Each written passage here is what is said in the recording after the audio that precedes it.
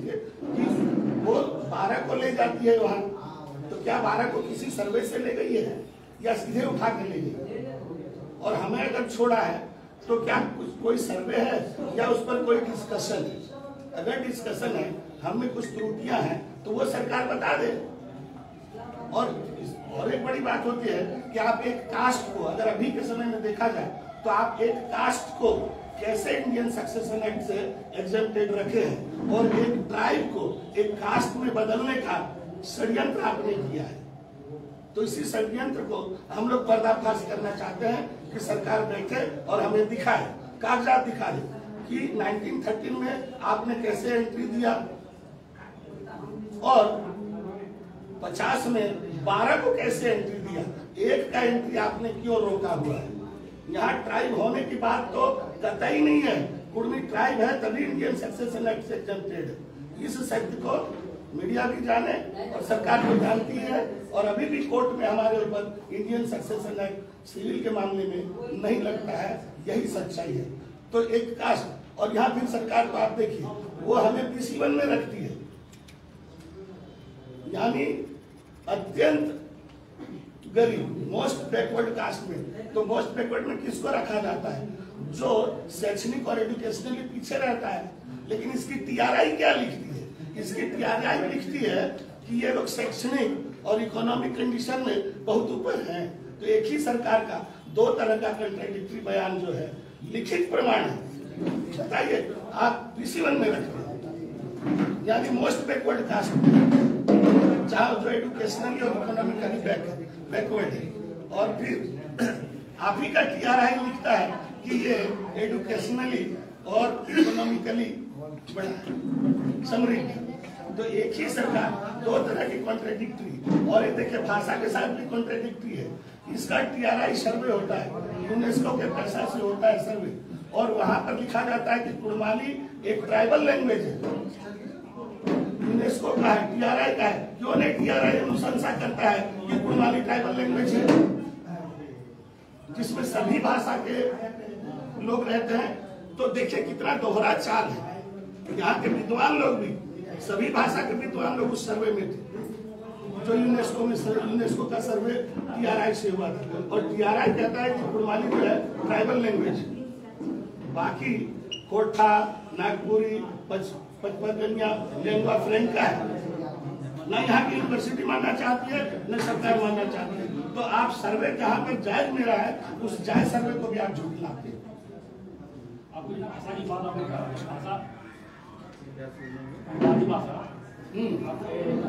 लोग हैं वो भी नहीं बोलते हैं, वो अलग लुप्त प्राय हो गई। कहना है कुड़मी नहीं ना लुप्त हो गए, जब कुड़मी ही लुप्त नहीं हुए हैं तो कुड़मी की भाषा कहाँ लुप्त हो गई? हम 2 करोड़ रहते हुए भाषा का बचा किसी नहीं, भाषा बची हुई है। कौन कहता है भाषा बची हुई नहीं है? आप कुड़मी गाँव में जाके घूमिए, कुड़मियों से पूछिए कौन सा कुड़मी कुड़माली नहीं बोलता है।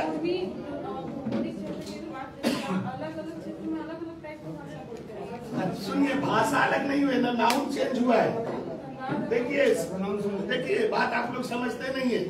क्या हिंदी भारत में जैसा झारखंड में बोला जाता है वैसा मध्य प्रदेश में बोला जाता है, वैसा यूपी में बोला जाता है? टोन तो बहुत बदलता है, लेकिन टोन बदलने पर भाषा नहीं बदलती है। झारखंडी है जहाँ पर ज्यादा बुद्धिमान लोग रहते हैं। अरे हेड घाट वाला काड़ा बोलता है तो ऊपर घाट भी काड़ा बोलता है। अगर कुड़माली में कुड़ी बोलते हैं तो नागपुरिया भी कुड़ी बोलता है, पचपरगनिया भी कुड़ी बोलता है। ये केवल समझ का फेर है। कुड़मियों को मानसिक तौर पर जो कुड़माली बोल रहे हैं उनको ऊपरी तौर पर सुपरफिशियली भाषा में बांटने का सिर्फ झारखंड में प्रयास हुआ है। क्या आप बता सकते हैं कि जो पुरुलिया का बंगला है वही बंगला क्या ढाका में है? न नाउन बदला, न प्रोनाउन बदला, न वर्ब बदला, न एडजेक्टिव बदला, न एडवर्ब बदला, केवल बोलने का टोन बदल गया। केवल हर्षित गए आप बदल दीजिएगा और कहिएगा भाषा बदल गई। न भाषा खोई है न भाषा मरी है। कुड़मी जिंदा है, कुड़मी की कुड़माली जिंदा है।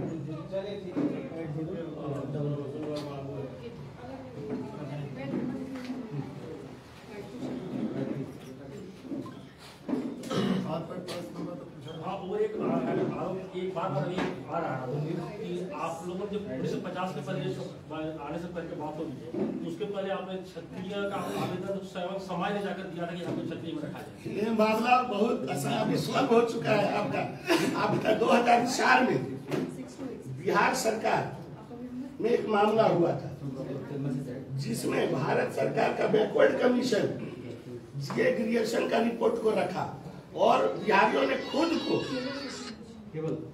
कुर्मियों से अलग किया कि वे लोग कुर्मी महत्व है, वे लोग इंडिजिनस है, हम लोग नहीं है। 2004 में तो जीए ग्रेजुएशन जो हमें बताता है कि ये कुर्मी है, ये इंडिजिनस है, ये ट्राइब है। जरूरत पड़ गई बिहार सरकार को 2004 में तो वहां का पिछड़ा वर्ग आयोग का 2004 का रिपोर्ट पढ़ लीजिए। वे खुद कह रहे हैं कि हम बिहार कुर्मी नहीं है, छोटा नागपुर का कुर्मी अलग है। तो 1929 में जो लोग कहता है 2004 में वही लोग साबित करता है कि हम लोग अलग हैं और वो भी जीए ग्रेजुएशन के आधार पर। और वो कोई छोटा मोटा बात नहीं है, वहाँ का पिछड़ा वर्ग आयोग ही इस फैसला को करता है जहाँ 6 जज बैठे होते हैं। आपने दिया ये जो दस्तावेज में आपको पहले से है सारे दस्तावेज आपको बताते हैं कि आपके फेवर से आपका भी बात है डीएनए रिपोर्ट भी आपके फेवर से आपका मामला कोर्ट में चल रहा है। दादा क्षत्रिय वाला सुन लीजिए, क्षत्रिय वाला बार ये लोग बोलता है क्षत्रिय वाला वो खाली हम ही लोग के ऊपर क्यों कहा जाता है, उन्हीं के ऊपर क्यों कहा जाता है क्षत्रिय वाला। क्षत्रिय आंदोलन जो है भूमिज लोग भी किया था, भूमिज लोग आपका निमडी में जो है यहाँ पर किया था। 52 गांव का लोग भूमिज लोग एक जगह क्षत्रिय का आंदोलन किए थे, सभी कोयता लिए थे और उड़ीसा से जो है 2 ब्राह्मण को बुला के लिए थे, पांडे तिवारी को बुला के। और चेमेंगजुड़ी में जो है आपका संथाल लोग लिए थे, वो लोग संथाल लोग भी कोयता लिए थे, वो लोग भी तो ये किए थे कि हम लोग राय लिखेंगे आज से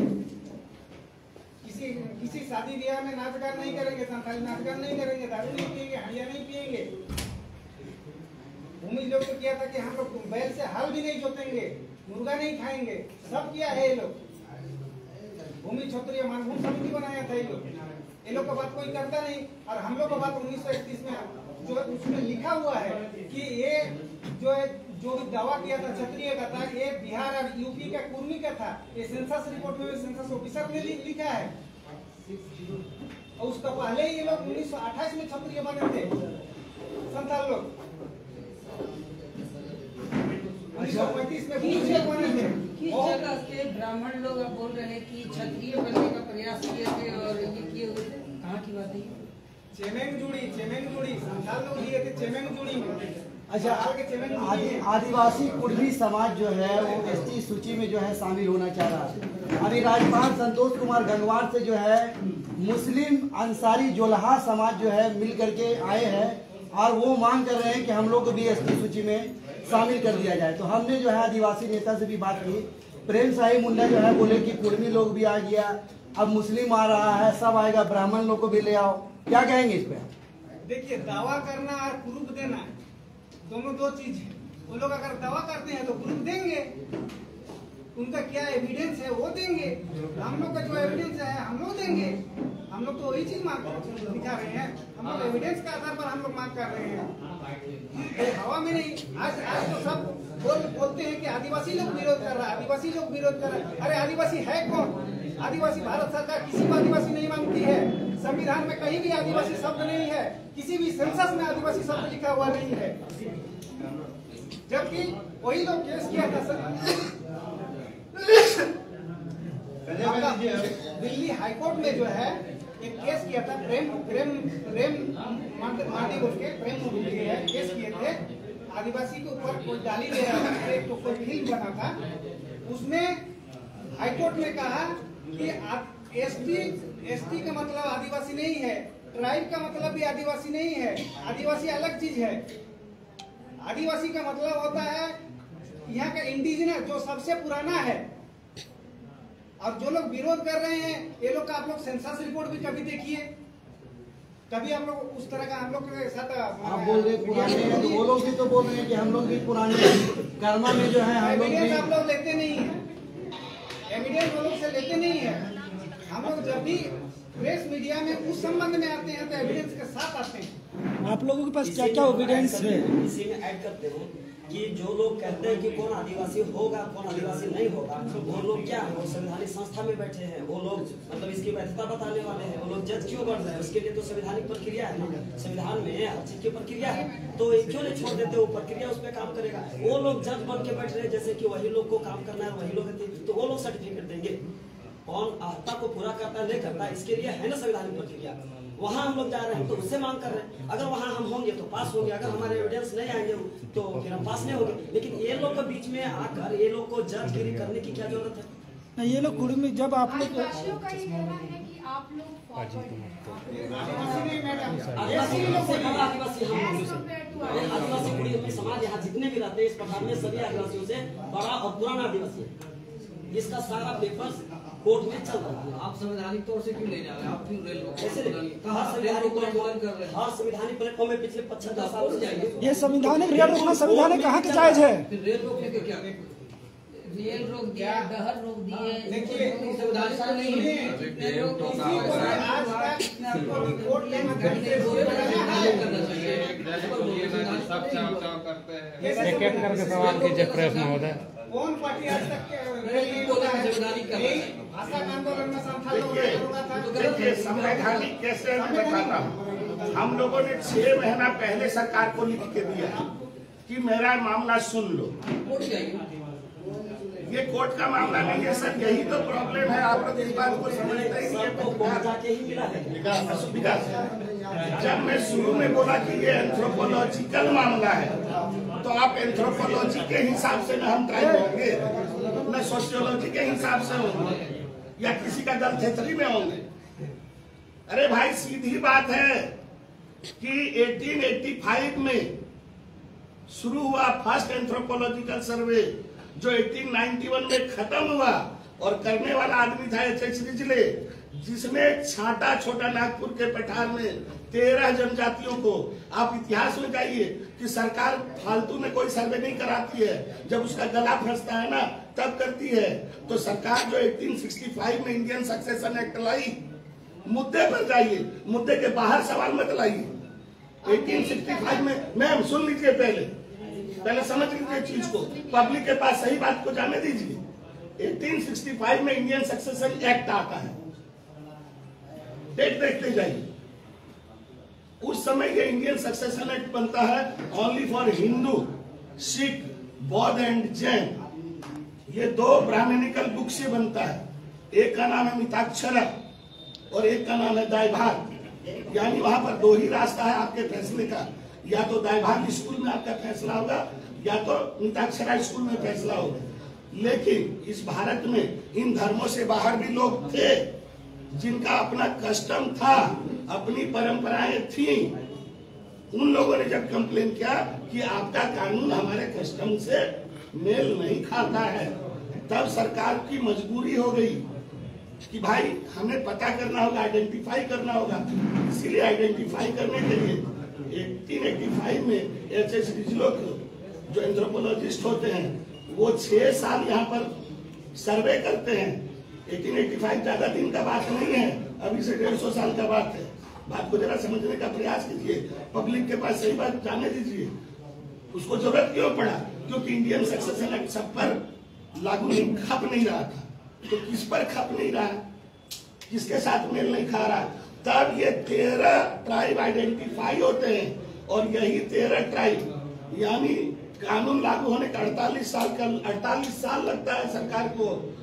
तब 1913 की चिट्ठी निकलती है, वहां पर 13 ट्राइब होते हैं, संथाल, मुंडा, हो, उड़ाव, पढ़ लीजिएगा। और वहां पे कुर्मी भी 11 नंबर में है। सीधी बात है। ये कौन सा कुर्मी है? ये छोटा नागपुर के पठार का कुर्मी है, वो बिहार का KURMI नहीं है। इस बात को दिमाग में ऑलवेज रखिए, नहीं तो जीए क्रिएशन का लिंग्विस्टिक सर्वे पढ़िए, वहाँ साफ साफ लिखा हुआ है कि जब भी छोटा नागपुर के कुर्मी के बारे में सरकार सोचे तो भले इसका KURMI है लेकिन इसका आर का उच्चारण हार्ड है, तो जीए क्रिएशन 1898 में ही बोल देते हैं, वो शिनाख्त करते हैं। और 1913 में जब ये चिट्ठी निकलती है तो 13 ट्राइब होते हैं। फिर यही चिट्ठी निकलती है 1931 में। उस समय ST का बात नहीं था, उस समय आदिवासी का बात नहीं था। उन ट्राइबों के शिनाख्त पहचान की बात थी कि कौन कौन से ट्राइब अपने कस्टमरी लॉ पर चलते हैं। और ट्राइब का जो मेन बात था वो था रेशियल, क्योंकि जो भी ट्राइब होता है वो सिंगल रेस का होता है, सिंगल नस्ल का होता है, उसकी अपनी भाषा होती है, उसकी अपनी संस्कृति होती है, उसका रहने का अपना भूभाग होता है, उसका ज्योग्राफिकल एरिया होता है। इन सारे चीजों में उन्होंने कोई 1-2 पैरामीटर में नहीं चेक किया, उन्होंने मोर देन 100 पैरामीटर्स में चेक किया। एचएस रिचले का किताब पढ़िए, एक ही किताब तो पढ़ना है, 10-20 को पन्ना पढ़ना है, लेकिन वो कोई पढ़ता नहीं और कुर्मी पर आक्षेप लगाता है। फिर जब 1925 में इंडियन सक्सेशन एक्ट का रिवीजन होता है, तब सरकार का फिर बाध्यता होता है चिट्ठी निकालने का। तब 1931 में फिर चिट्ठी निकलती है कि कौन कौन से लोग इंडियन सक्सेशन एक्ट से एग्जेम्प्टेड है। अब देखिए 31 से 50 मात्र 19 साल होता है, 12 को उठा के आप शेड्यूल कर देते हैं और एक को छोड़ देते हैं। तो बताइए कुर्मी का मामला क्या है? क्या कुर्मी ट्राइब बनना चाहता है, या कुर्मी एक ट्राइब है जो इंडियन सक्सेशन एक्ट से आज भी एग्जेम्प्टेड है, लेकिन सरकार ने षड्यंत्र किया है, हमें बीसी में डाल दिया, एक ट्राइब को कास्ट में बदलने की साजिश है। मैं तो सभी इंडिजिनस पीपल को कहता हूं कि भारत में अगर इंडिजिनस पीपल का सारा हक अगर लेना है तो बिना कुर्मी का लेने नहीं सकोगे। सभी ट्राइब्स बैठे और कुर्मी के मामला को समझे कि कुर्मी का मामला क्या है। भीड़ यहाँ है मात्र 1 करोड़ 20 लाख, लेकिन कुर्मी 2.5 करोड़ से ज्यादा है। कुर्मी जिस दिन घुसेगा झारखंड का भी भला है और भारत सरकार का भी भला है। आदिवासियों का जो जितना हक है, जितना अधिकार है, जो अभी के लोग नहीं ले पा रहे हैं, कुर्मी जिस दिन आ जाएगा उस दिन आप समझिए झारखंड कितना सशक्त होगा। यहाँ मोर देन 50% ट्राइब होगा, यानी कोर में ट्राइब होगा। आधार भी इसका बनने का वही था। लाली कमीशन में इन्होंने हमें जोड़ा, सीधा फर्स्ट लाइन में लिखा है, पहला ही लाइन में लिखा है, लाली कमीशन क्या? पहला ही लाइन में लिखा है कि 24% एसटी वर्तमान के और 24% होम मिनिस्ट्री लिख रही है। लाली कमीशन में होम मिनिस्ट्री लिख रही है कि 24% जनजाति वर्तमान के और 24% से अधिक गैर सरकारी आदिवासी। तो इस गैर सरकारी आदिवासी जिसको सिनाट लाली कमीशन ने किया था उसको यहाँ जोड़ा। और झारखंड बनने का आधार क्या था? झारखंड बनने का आधार था यहाँ की भाषा और संस्कृति का संरक्षण और इंडिजिनस पीपल का संरक्षण। एक तो राज्य सरकार ना 5th शेड्यूल लगा पाती है ठीक से, ना 6th शेड्यूल लगा पाती है। ये लोग 75 साल से क्या कर रहे हैं? बाकी ट्राइब्स अभी तक सरकार से 5th शेड्यूल नहीं लगवा सके। अरे झुनझुना पकड़ाया है पैसा का, हम लोग होते तो बोलते पैसा क्यों लगाया, तुम सीधे लगाओ। आगे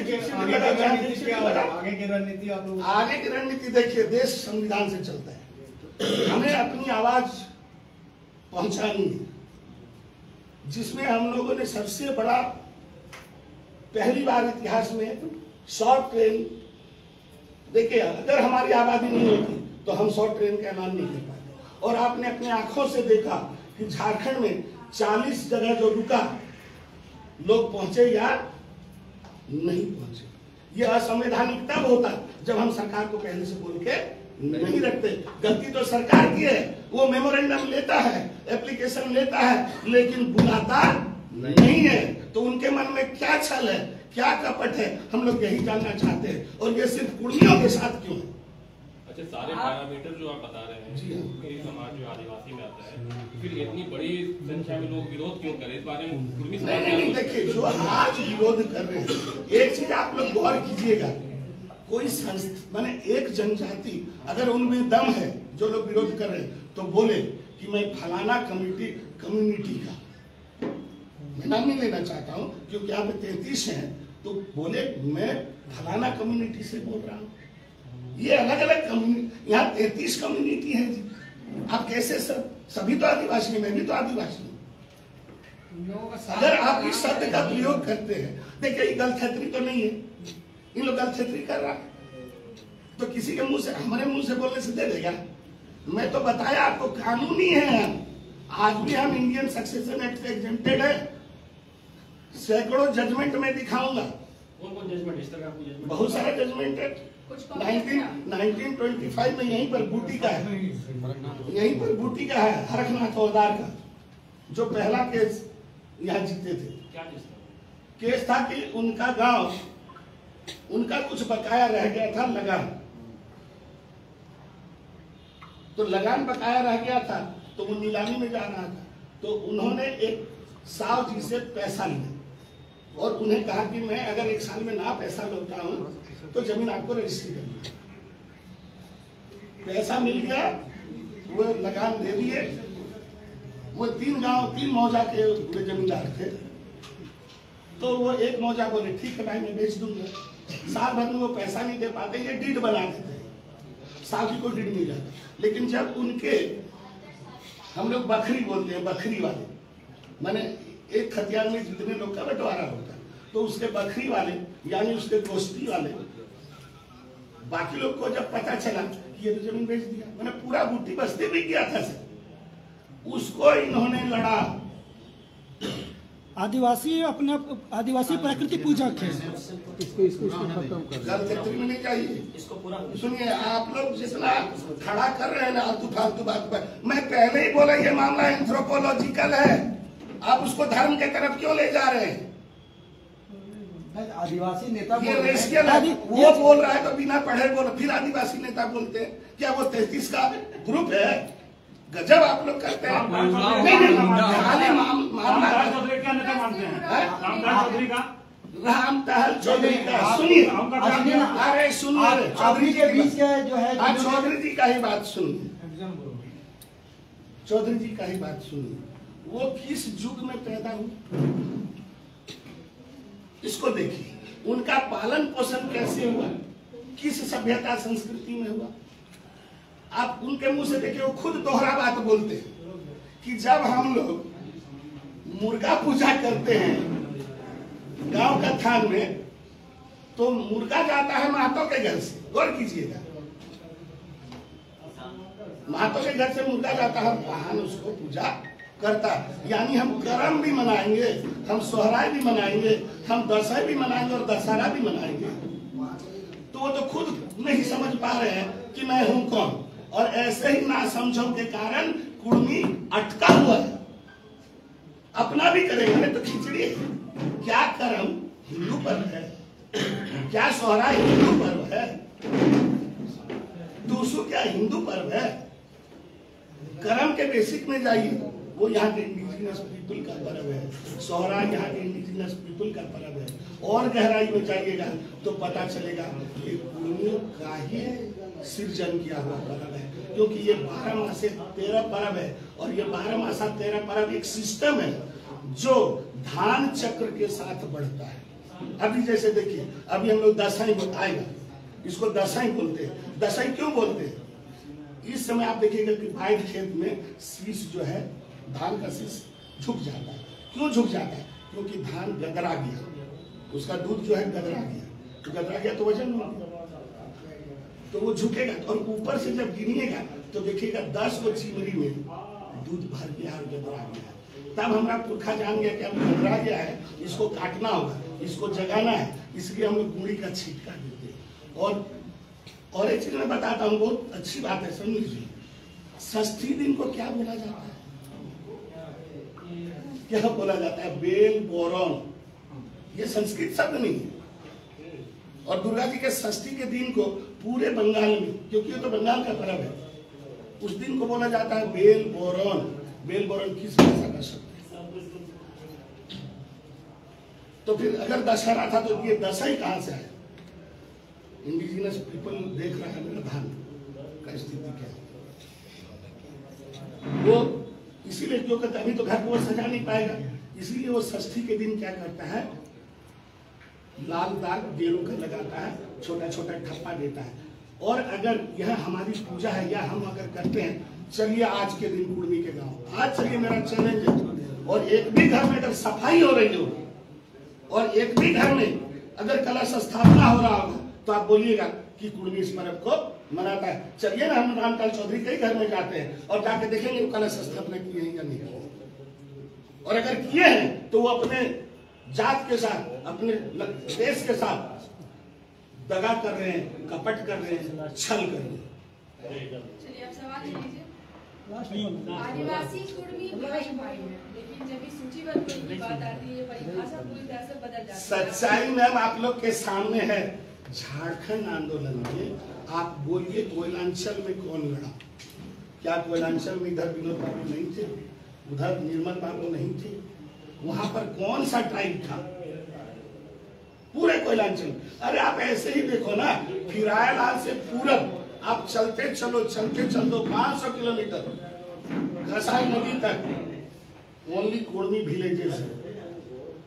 2 करोड़ कुर्मी कोई तंबू में नहीं बैठा हुआ है। झारखंड में 4 करोड़ का आबादी है, झारखंड में 4 करोड़ आबादी, उसमें 27% आदिवासी है झारखंड में। आप बोल रहे हैं 2 करोड़ 50 लाख है। मैं तीनों स्टेट का 2 करोड़ बता रहा हूँ, यहाँ पर मैं लगभग 1 करोड़ के हूँ। और बढ़िया से अगर जनगणना हो ना तो हम 30% पार करेंगे, दावा है। सरकार जातीय जनगणना करा ले, सरकार करा सकती है। बिहार के तर्ज पे है? बिहार के जी हाँ, बिहार के तर्ज पे कर दे। किसकी जलक्षेत्री है सामने आ जाएगी। अरे आंख से दिखता हुआ सच आप लोग झुठला रहे। आप चलिए हमारे साथ यहाँ से पूरब की ओर। बिहार में भी जनगणना हुआ और वहाँ भी नौकरी और काम सब मिल गया। नौकरी के लिए नहीं है, एक चीज ध्यान में रख लीजिएगा, जैसे ही कुर्मी ट्राइब होगा तो शेड्यूल एरिया बढ़ेगा कि नहीं बढ़ेगा? बोलिए। कुर्मी जब होगा, कुर्मी का जमीन जब सीएनटी एक्ट के अंदर है तो शेड्यूल एरिया जैसे ही होगा तो इसकी जमीनी भी तो शेड्यूल एरिया के अंदर हो जाएंगी। आदिवासी नेताओं का कहना है कि आप लोगों का पूरा जो ध्यान है वो उन लोगों के जमीनों पर है। अच्छा, क्या सीएनटी एक्ट का जमीन नहीं, अभी संथाल का जमीन मुंडा खरीद रहा है, यानी सीएनटी एक्ट की सच्चाई नहीं मालूम है आपको? सीएनटी एक्ट में सीधा है कि मुंडा का जमीन मुंडा ही खरीद बिक्री करेगा। आप रांची में रहते हो, नहीं जानते हो सच्चाई को। केवल कैसे लोग कंफ्यूज रहे, कैसे बवाल खड़ा हो, वैसे सवाल आप लोग करते हैं। जब सच्चाई आप लोग जानते हैं कि सीएनटी एक्ट में है कि कुर्मी का जमीन कुर्मी ही ले सकता है, संथाल का जमीन संथाल ले सकता है, तो कुर्मी कहाँ से? मंत्री बनाना चाहते हैं। जिसकी जनसंख्या रहेगी, जिसके विधायक जीत के जाएंगे, मुख्यमंत्री मधु कोड़ा जी भी बने, रघुवर दास भी बने, उनका यहाँ छत्तीसगढ़ का के रहता है। तो मुख्यमंत्री बनना एक पॉलिटिकल मामला है, वो रेशियल मामला नहीं है। हम लोग रेशियल मामले में टाइम पूरा हो गया। ठीक है, थैंक यू। जो सच्ची बात है।